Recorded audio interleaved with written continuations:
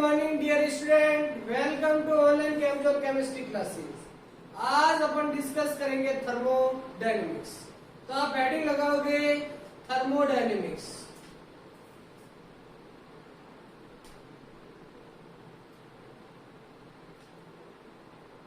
तो थर्मोडायनेमिक्स में पहला आपको पता होना चाहिए व्हाट इज थर्मोडायनेमिक्स। अगर मैं थर्मोडायनेमिक्स की बात करूं तो थर्मोडायनेमिक्स में आपको दो वर्ड दिख रहे हैं। एक तो आपको दिख रहा है थर्मो और एक आपको दिख रहा है dynamics.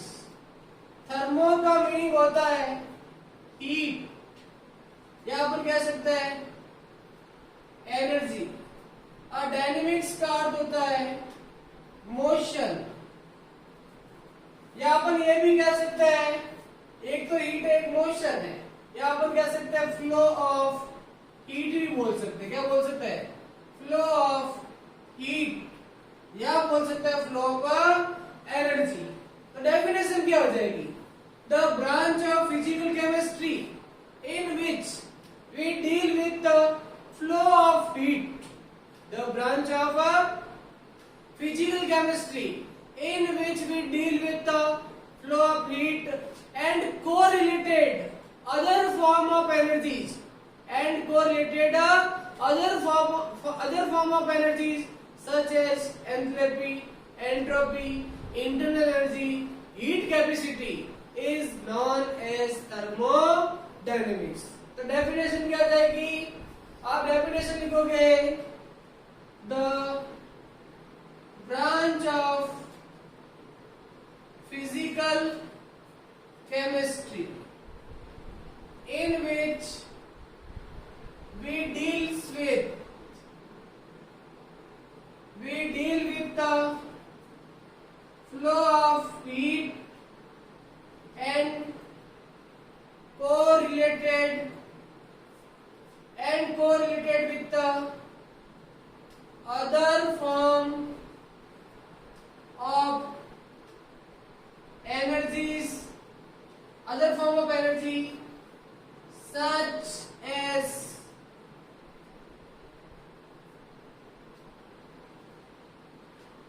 internal energy,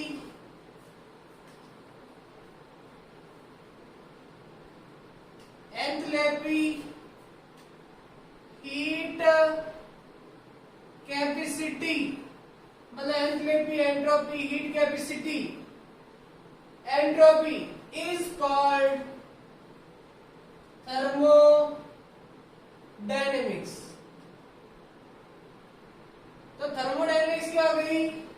The branch of physical chemistry in which we deal with the flow of heat and correlated other form of energy, internal energy, enthalpy, heat capacity is called thermodynamics। या अपन कह सकते हैं motion of heat या flow of heat, ये आपकी होती है thermodynamics. तो आपको डेफिनेशन समझ में आ गई होगी। अब अपन पढ़ेंगे इसमें some important definition related to thermodynamics, कि उन टर्म की बात करेंगे जो आपके थर्मोडायनेमिक्स में यूज आती है, जैसे आपका सिस्टम, सराउंडिंग, बाउंड्री, इनकी बात की जाएगी। सबसे पहले मैं आपको बताता हूं सिस्टम। तो सिस्टम क्या हो गया कि the part of universe which are select for investigation. The part of universe which are select for investigation is called system. मतलब जिस पर आप इन्वेस्टिगेशन कर रहे हो उसे अपन बोलेंगे सिस्टम। डेफिनेशन क्या होगी? The part of universe which are select for investigation is called system. आई बात में? अब मैं सराउंडिंग की बात करूं, the rest part of universe is called surrounding. मतलब जो सिस्टम के अलावा जो भी यूनिवर्स का रेस्ट पार्ट है उसको अपन बोलते हैं surrounding.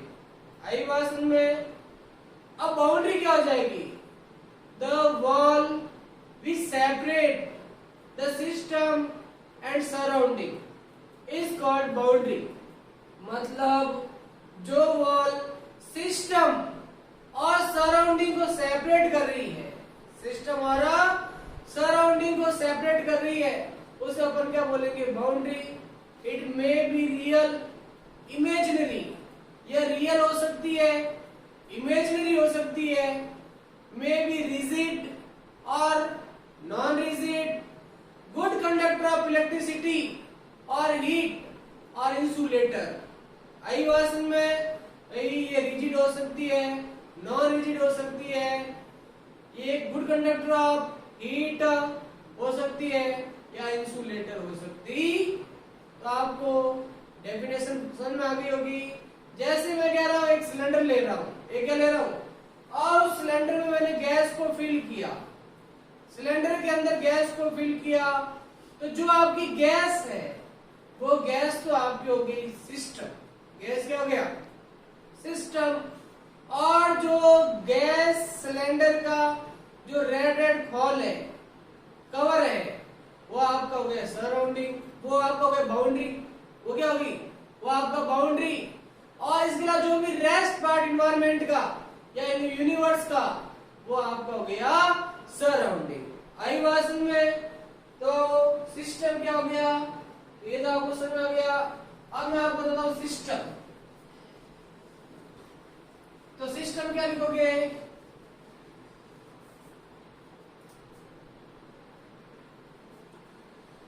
The part of universe which is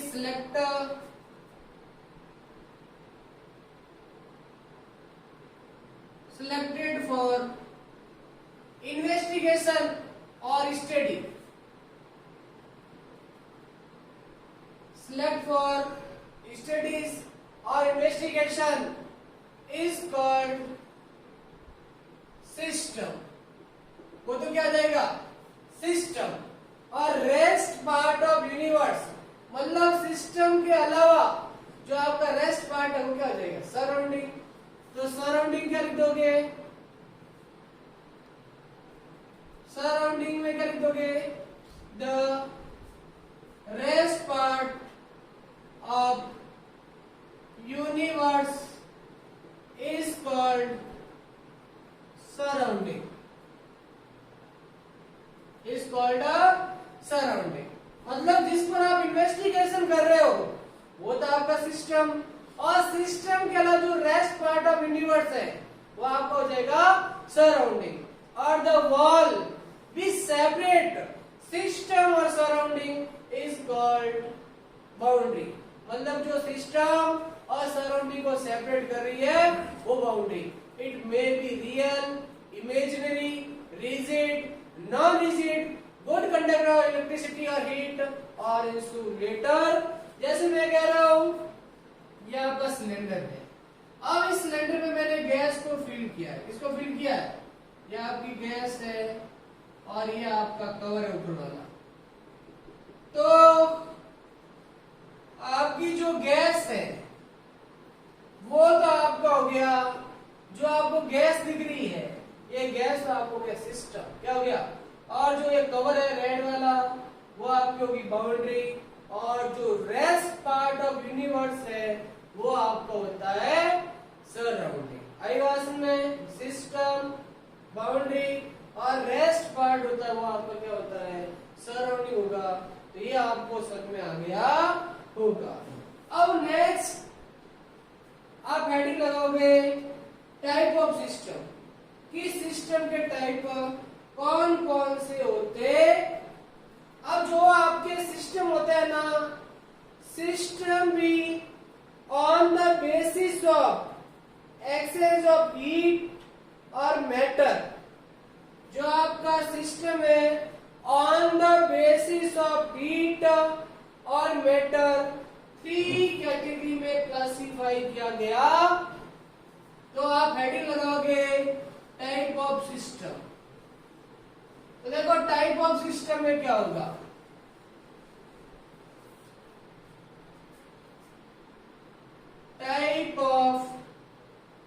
system on the basis of exchange of heat, on the basis of exchange of heat and matter, system are classified in three categories. On the basis of exchange of heat or matter, system are classified in three categories. एक आपका होता है open system, एक आपका होता है close system और एक आपका होता है आइसोलेटेड सिस्टम। एक आपका कौन सा सिस्टम होगा? ओपन सिस्टम होगा, एक आपका क्लोज सिस्टम और एक आपका आइसोलेटेड सिस्टम। किस टाइप से ओपन सिस्टम होगा, क्लोज सिस्टम कैसे होगा और आइसोलेटेड सिस्टम कैसे होगा? सपोज ये आपका सिस्टम है, ये आपका सिस्टम, ये बाउंड्री और ये बाहर वाला पूरा क्या है? सराउंडिंग है। अगर सिस्टम और सराउंडिंग में हीट का एक्सचेंज हो और सिस्टम और सराउंडिंग में मैटर का भी एक्सचेंज हो, in the system exchange of matter and heat take place। मतलब हीट का भी एक्सचेंज हो और मैटर का भी एक्सचेंज हो तो उसे बोलेंगे अपन ओपन सिस्टम। उसे क्या बोलेंगे? अगर मैं एग्जांपल की बात करूं तो water boil in open beaker, in open beaker. आपका कोई बीकर है और उस बीकर में वाटर को बॉयल करूं। अगर मैं वाटर को बॉयल करूंगा तो आप देख रहे हो हीट का एक्सचेंज हो रहा है और आप देख रहे हो ऊपर से मैटर भी क्या हो रहा है? सराउंडिंग में मिक्स हो रहा है, या ऊपर से वापस सराउंडिंग से इसमें मिक्स हो सकता है। तो अपन कह रहे हैं कि इसमें हीट का भी एक्सचेंज हो रहा है और इसमें मैटर का भी एक्सचेंज हो रहा है, तो इसको अपन बोलेंगे open system. The system in which exchange of matter and heat take place is called open system. Close system की बात करो तो क्लोज सिस्टम में हीट का एक्सचेंज होगा लेकिन मैटर का एक्सचेंज नहीं होगा। हीट का एक्सचेंज हो, मैटर का एक्सचेंज नहीं हो तो इसको अपन बोलेंगे क्लोज सिस्टम। जैसे आपका जो बीकर पहले ओपन था, उस बीकर पर मैंने वॉच ग्लास को रख दिया, किसको रख दिया? और जैसे ही वॉच ग्लास को रखूंगा तो आपका क्या हो जाएगा? वहां से मैटर का एक्सचेंज नहीं हो सकता है और मैटर का एक्सचेंज नहीं होगा तो इसको अपन बोलेंगे क्लोज सिस्टम। तो आप क्या लिखोगे? Boil water in close vessel, in close vessel. कि अगर क्लोज बीकर है या कोई बीकर है, बीकर के ऊपर में वॉच ग्लास रख दो तो वो आपका हो जाएगा क्लोज सिस्टम का एग्जांपल हो जाएगा। आइसोलेट सिस्टम क्या जाएगा? इसमें हीट का एक्सचेंज भी नहीं होगा और मैटर का एक्सचेंज भी नहीं होगा, मैटर का एक्सचेंज भी नहीं होगा, उसे अपन बोलेंगे isolate system. In this type of system there is no exchange of matter, there is no exchange of matter and heat. मतलब हीट का भी एक्सचेंज, हीट भी एक्सचेंज नहीं हो और मैटर भी एक्सचेंज नहीं हो तो उसे बोलते हैं आइसोलेट सिस्टम। जैसे थर्मस फ्लास्क, आप थर्मस फ्लास्क के अंदर चाय को रखते हैं, अगर गर्म चाय को रखोगे तो चाय क्या रहती है? गर्म रहती है। मतलब उसमें से हीट का एक्सचेंज नहीं होता है और वो मैटर का भी एक्सचेंज नहीं होगा जब तक कि आप उस ढक्कन को खोल के बाहर नहीं निकालो। तो मतलब ना तो हीट का एक्सचेंज होता है ना ही मैटर का एक्सचेंज होता है, उसे बोलते हैं आइसोलेटर सिस्टम। तो आपको टाइप ऑफ सिस्टम समझ में आ गया? आई बात समझ में? चलो इसको नोट कर लीजिए और नेक्स्ट हेडिंग लगाइए चलो ये आपको समझ आ गया। नेक्स्ट सेंटेंस बताओ। नेक्स्ट मैं आपको बताता हूं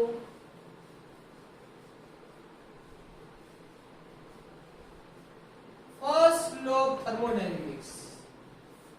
अपन फर्स्ट लॉ ऑफ थर्मोडायनेमिक्स की बात करते हैं तो फर्स्ट लॉ ऑफ थर्मोडायनेमिक्स क्या होगा?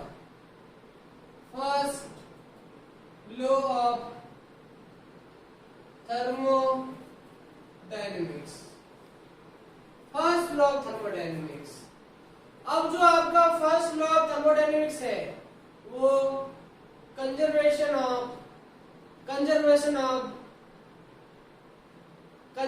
ऑफ हीट एनर्जी पर या कंजर्वेशन ऑफ मास पर डिपेंड करता। अपन क्या कहते हैं? According to first law of thermodynamics, according to first law of thermodynamics, the heat or energy neither created or destroyed। मतलब एनर्जी को ना तो आप क्रिएट कर सकते हो ना ही डिस्ट्रॉय किया जा सकता है। It can be converted into one form to another form. मतलब एनर्जी को ना तो क्रिएट कर सकते हो और ना ही डिस्ट्रॉय कर सकते। आई बात में? जैसे आपका कोई सिस्टम है और उस सिस्टम को मैं क्यू एनर्जी सप्लाई करता हूं। कोई सिस्टम है और सिस्टम को मैं क्यू एनर्जी सप्लाई करता हूं और उसके इंटरनल एनर्जी में चेंज ई हो। इंटरनल एनर्जी कितनी चेंज हो? ई। और जो वर्क हो वो क्या हो? डब्ल्यू। आप क्यू एनर्जी सप्लाई कर रहे हो, सिस्टम को कितनी एनर्जी सप्लाई कर रहे हो? क्यू। और चेंज इन इंटरनल एनर्जी कितनी हो? ई। और वर्क क्या हो? डब्ल्यू। तो इसका मैथमेटिकल में कैसे लिखोगे? Q is equal to E plus W. मतलब आपका कोई सिस्टम है और उस सिस्टम को क्यू हीट सप्लाई कर रहे हो। इंटरनल एनर्जी क्या? ई। और वर्क क्या हो गया? डब्ल्यू। तो आप कैसे मैथमेटिकल में कैसे लिखोगे? Q is equal to E plus W. या आप इसको इस टाइप से लिख सकते हो dq is equal to d plus dw। तो आपको ध्यान रखना है कि फर्स्ट लॉ ऑफ थर्मोडायनेमिक्स क्या है कि according to first law of thermodynamics energy neither created और destroyed, it can be converted into one form to another form. और इसके लिए मैथमेटिकल क्या होगा? If we supply Q energy of system, internal energy क्या? ई। और क्या? W. तो आपको Q is equal to E plus W, dQ is equal to D plus dW हो जाएगा। अब D क्या है?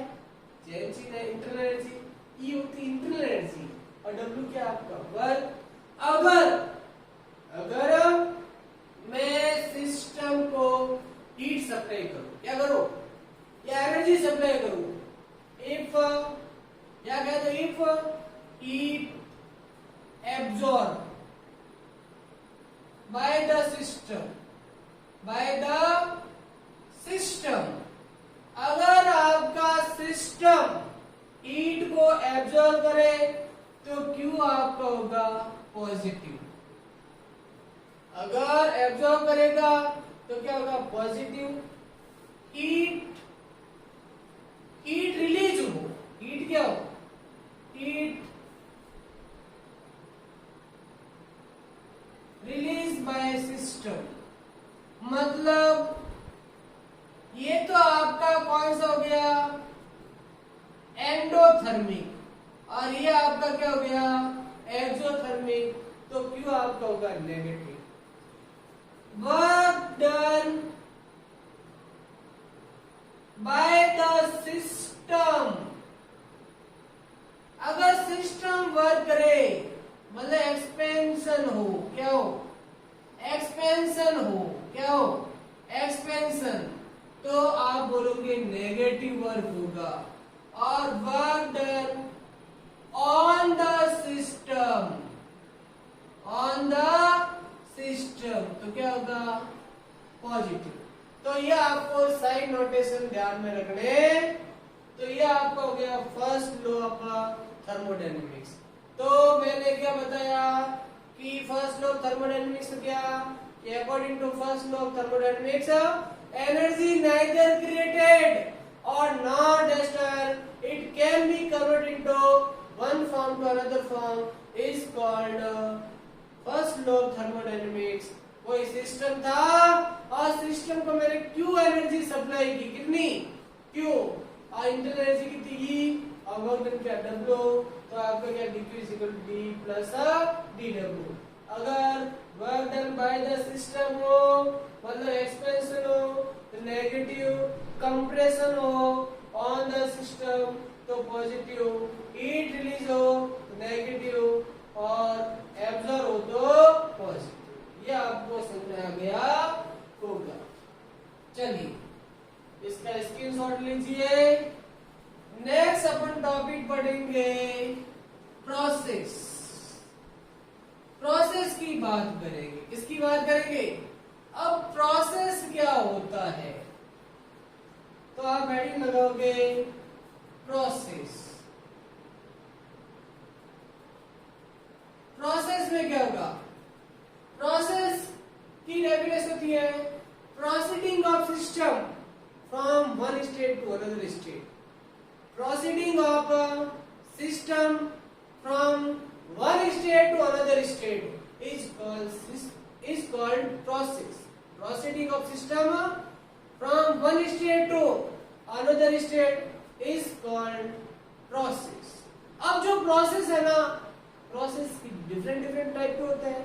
अब कौन कौन से टाइप के होते हैं वो मैं आपको बताऊंगा, ये बहुत ही इंपॉर्टेंट है, आपको ये टॉपिक पक्का आना चाहिए। अब प्रोसेस की मैं बात करूं तो process are following type. Process are following type. Isothermal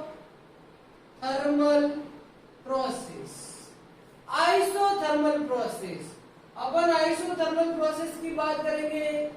isothermal process होगा उसमें टेम्परेचर कांस्टेंट रहेगा। The process in which temperature constant, इसमें क्या कांस्टेंट रहेगा? टेम्परेचर कांस्टेंट रहेगा, मतलब dt इज इक्वल टू क्या रहेगा? 0। तो आइसोथर्मल प्रोसेस में टेम्परेचर कांस्टेंट और dt is equal to 0। Isothermal isobaric process. अब आइसोबारिक प्रोसेस में आपका प्रेशर कांस्टेंट रहेगा। क्या रहेगा? प्रेशर। तो इसके लिए dp इज इक्वल टू 0 हो जाएगा। क्या हो जाएगा? dp इज इक्वल टू 0 हो जाएगा। Isochoric process. अब आइसोकोरिक प्रोसेस में dv इज इक्वल टू 0 रहता है। क्या रहता है? आइसोकोरिक प्रोसेस के लिए dv 0 होगा। क्या होगा? dv 0 होगा। Adiabatic process.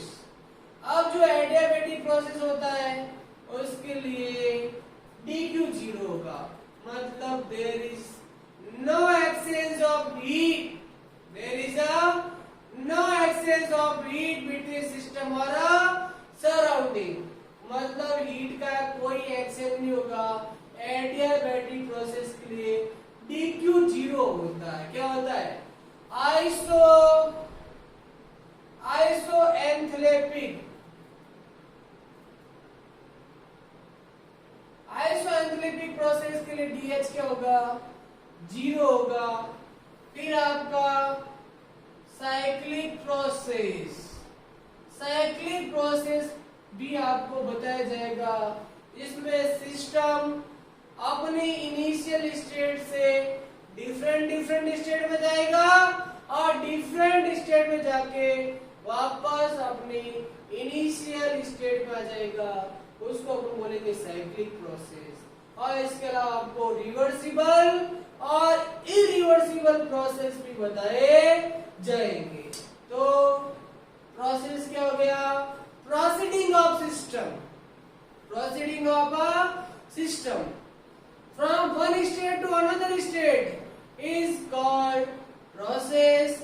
Process are following type: isothermal, isobaric, isochoric, adiabatic, isoenthalpic, cyclic, reversible और इरिवर्सिबल। ये आपको समझ में आ गया होगा। अपन एक एक प्रोसेस की बात करेंगे। सबसे पहले मैं आपको फर्स्ट बता रहा हूं आइसोथर्मल प्रोसेस। अगर मैं आइसोथर्मल प्रोसेस की बात करूं कि the process in which temperature constant, क्या बोलेंगे? The process in which temperature constant is called isothermal process। और इसको अपन क्या बोलेंगे? isothermal process। that means temperature constant है। टेम्परेचर क्या है? अगर टेम्परेचर कांस्टेंट है तो dt is equal to 0। अगर dt is equal to 0, we know that internal energy is function of temperature। internal energy is function of temperature। अगर ये आपका कांस्टेंट है तो dE की अगर मैं बात करूंगा तो कितना आएगा? 0। तो अपन कहेंगे for isothermal process dt is equal to 0, internal energy is function of temperature. तो d is equal to क्या हो जाएगा? 0। अगर अपन according to first law of thermodynamics करें, according to first law of thermodynamics की बात करो तो मैंने अभी आपको बताया dq is equal to d plus dw। मैंने आपको क्या बताया? dq is equal to d plus dw। बताइए de कितना है? 0। तो आप क्या होगा? dq is equal to d। that means dq is equal to d0, तो dq is equal to dw। that means जो भी आपने सिस्टम को हीट सप्लाई करी, जो भी आपने सिस्टम को हीट सप्लाई करी उससे वर्क डन होगा। या अपन कह दो heat is responsible for the work done. That means क्या कह सकते हो? That means heat is responsible for work done. और वर्क डन कि जो भी आपको वर्क हो रहा है, वर्क के लिए कौन रेस्पॉन्सिबल होती है? आपके हीट रेस्पॉन्सिबल होती। आपको सुना हो गया। अब क्या करोगे? The process in which temperature constant, temperature constant है तो dt 0 हो जाएगा, और dt 0 है तो d भी क्या हो जाएगा? 0, और d 0 हो जाएगा। dq किसके इक्वल हो जाएगा? dw के इक्वल हो जाएगा। मतलब जो भी आप सिस्टम को हीट सप्लाई करोगे उससे वर्क आई वास्तव में। ये आपको समझ में आ गया। इसका स्क्रीनशॉट ले लीजिए। नेक्स्ट आपका टॉपिक है आइसोबारिक प्रोसेस। अब मैं आइसोबारिक प्रोसेस की बात करता। आइसोबारिक प्रोसेस में क्या होता है? तो देखिए आइसोबारिक नाम से पता चल रहा है। आइसोबारिक प्रोसेस बता रहा हूं। बताइए आइसोबारिक प्रोसेस क्या हो जाएगा? कि द सिस्टम या the process in which pressure remain constant is called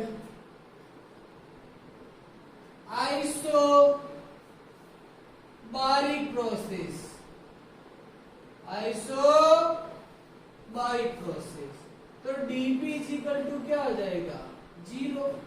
अगर dp is equal to 0 first law of thermodynamics की बात करो, बताइए फर्स्ट लॉ ऑफ थर्मोडायनेमिक्स क्या होता है? dq is equal to d plus dw। तो बताइए dp आ रहा है क्या? नहीं आ रहा है। दैट मीन्स आप सिस्टम को जो भी हीट सप्लाई करोगे, सिस्टम को जो भी हीट सप्लाई करोगे उससे वर्क डन होगा और इंटरनल एनर्जी में चेंज होगा। तो अपन क्या कहेंगे कि heat is responsible for the work done and change in internal energy या change in internal energy of a system. मतलब जो भी आप हीट सप्लाई करोगे उससे इंटरनल एनर्जी में चेंज होगा और वर्क डन होगा। ये आपका होता है आइसोबारिक प्रोसेस। ये आपको समझ में आ गया होगा। अब मैं आइसोबारिक की बात करूंगा, एडियाबैटिक की बात करूंगा और आइसोएंथैल्पी का साइक्लिक की बात करता हूं। तो आप हेडिंग लगाओगे आइसोकोरिक प्रोसेस। अब देखो आइसोकोरिक प्रोसेस क्या होगा। अगर मैं आइसोकोरिक प्रोसेस की बात करूं तो आइसोकोरिक प्रोसेस क्या है? आइसोकोरिक प्रोसेस, देखो आइसोकोरिक प्रोसेस मैंने आपको बताया था कि dV is equal to 0। That means the process in which volume constant, the process in which volume remain constant is called isochoric process। dV is equal to क्या जाएगा? 0। According to first law of thermodynamics, dq is equal to d plus dw, और we know that dw is equal to होता है pd। तो dq is equal to de plus क्या हो जाएगा? pd। बताइए dv कितना है? dv is equal to 0, तो pdv क्या हो जाएगा? 0। तो dq is equal to क्या हो जाएगा? dq is equal to d। That means आप सिस्टम को जो भी हीट सप्लाई करोगे उससे इंटरनल एनर्जी इंक्रीज होगी। इंटरनल एनर्जी क्या होगी? इंक्रीज। तो heat is responsible for the change in internal energy. तो क्या लिखोगे? That means heat is responsible for change in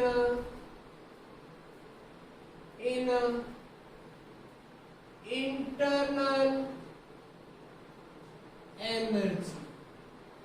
internal energy आई भाषण में ये आपको समझ में आ गया होगा। आइसोकोरिक प्रोसेस, एडियाबैटिक प्रोसेस की बात करता हूं। एडियाबैटिक प्रोसेस का मीनिंग हो गया there is no exchange of heat, there is no exchange of heat between system or surrounding। तो क्या लिखोगे? there is no exchange of heat between system and surrounding is called adiabatic process। dq is equal to 0। तो according to first law of thermodynamics क्या जाएगा बताओ? अपने dq is equal to d plus dw। अब मुझे बताइए dq 0, तो इसको इधर शिफ्ट करोगे dq is equal to minus dw, या कह दो dw is equal to minus d। मतलब वर्क डन के लिए रेस्पॉन्सिबल कौन है? Internal energy. तो internal energy is responsible for the work done. तो आप क्या लिखोगे?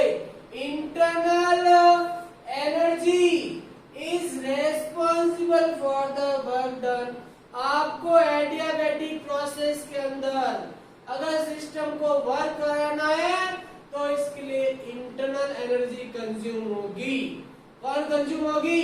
इंटरनल एनर्जी कंज्यूम होगी। और मैंने आपको यह भी बताया था कि internal energy is function of temperature. Internal energy function of temperature.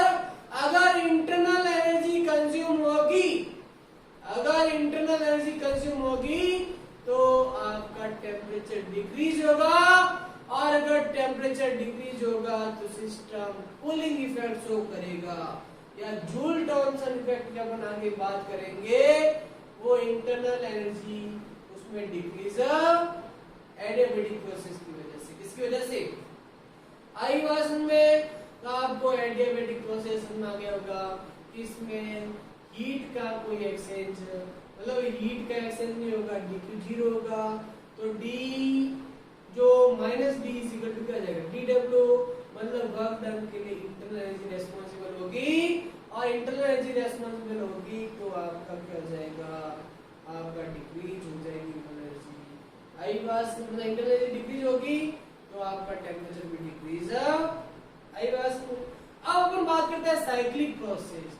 अब साइक्लिक प्रोसेस क्या है, उसमें अपन क्या होगा, मैंने आपको बताएगा कि सिस्टम है ना, इनिशियल स्टेट सपोज ए, इनिशियल स्टेट क्या है? ए से बी जाए, बी से सी से डी, और वापस अपने ओरिजिनल स्टेट ए में आ जाए। मतलब जो सिस्टम बहुत सारे स्टेट से पास होगा और अपने इनिशियल स्टेट में आ जाएगा, उसे बोलते हैं साइक्लिक प्रोसेस। आई बात समझ में? साइक्लिक प्रोसेस में dq जीरो और d जीरो होगा। ये आपको समझ में आ गया। अब नेक्स्ट क्लास में अपन बात करेंगे रिवर्सिबल प्रोसेस, और इरिवर्सिबल प्रोसेस की बात की जाएगी internal energy, enthalpy, heat capacity, CV, CP, और रिलेशनशिप बिटवीन सीवी और सीपी की बात की जाएगी। यहाँ तक आपको समझ में आ गया होगा। इसको अच्छी तरीके से आप याद करें और इसके नोट्स प्रिपेयर करें।